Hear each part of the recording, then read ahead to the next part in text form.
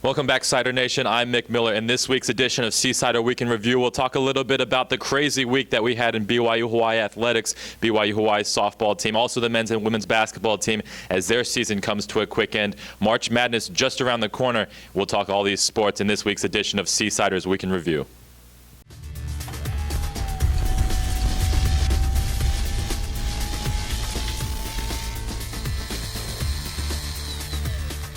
Well, Cider Nation, it's good to be back on the second edition of BYU Hawaii Week in Review. I hope you guys have been enjoying the show and that you guys have subscribed to our YouTube, Facebook, and Twitter pages. You can catch all live stats and broadcasts on the BYU Hawaii Sports Network. To start off today's show, we're going to talk a little bit about men's golf. Now, men's golf won the first tournament of the 2016 season last week. The Seasiders are in action right now as we speak in California. They're taking on a few teams from Southern California, and the team will be back next week. So we'll have all the results on Monday, and next Friday we'll bring in a player to talk about the men's golf team.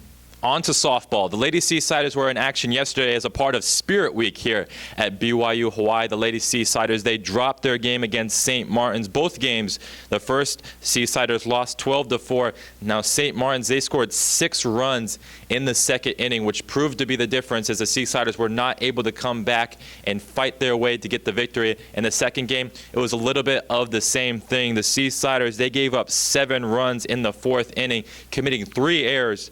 And then the seventh inning, St. Martin scored another 6 runs to take a 14-2 lead and win the game. Now the Seasiders will be back in action Monday. Both games will be played here at BYU Hawaii as the young Seasiders try to kick off this season right and get a few victories on the board.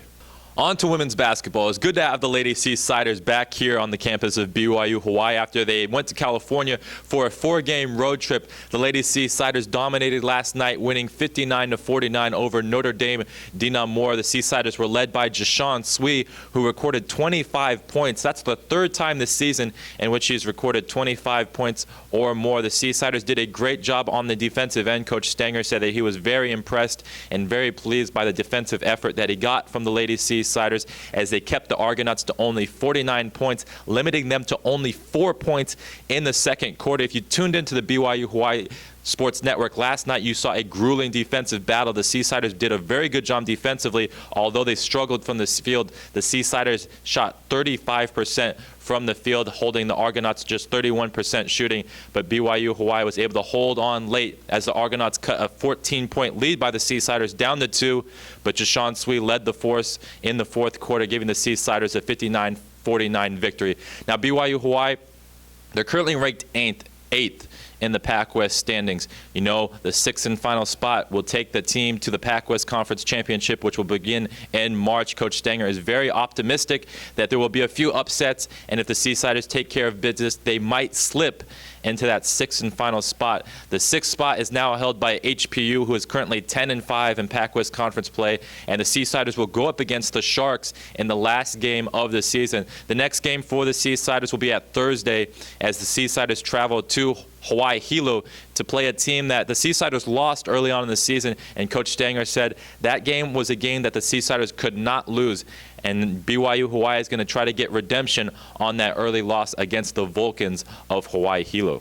And to wrap up our show, we're going to talk men's basketball. The boys were in action last night at the George Q. Cannon Activities Center and came out with an 82-64 victory. The Seasiders were led by none other than Corey Lang, who recorded a new career high 36 points in the contest. It was an amazing show. If you watched the game, you saw Corey absolutely dominate on the offensive end. He scored 36 points, but ladies and gentlemen, he shot 75% from the field, 80% behind the arc. And it wasn't like he took 4 shots. He took 20 shots from the field and converted on 15 of them.